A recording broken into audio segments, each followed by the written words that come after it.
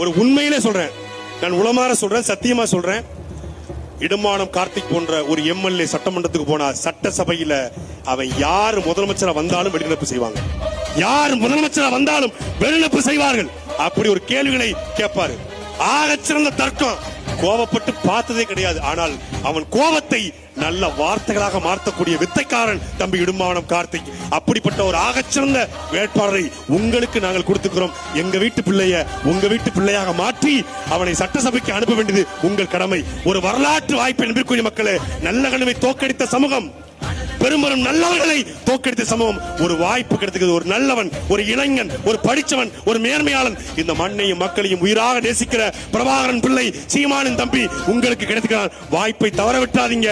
அவனுக்கு விவசாயி சின்னத்தில் நீங்கள் செலுத்துகிற வாக்கு என்பது வெறும் வாக்கு அல்ல, அடுத்த தலைமுறைக்கான வாழ்க்கை. இந்த நாட்டிலே மருத்துவர் தோற்கலாம்,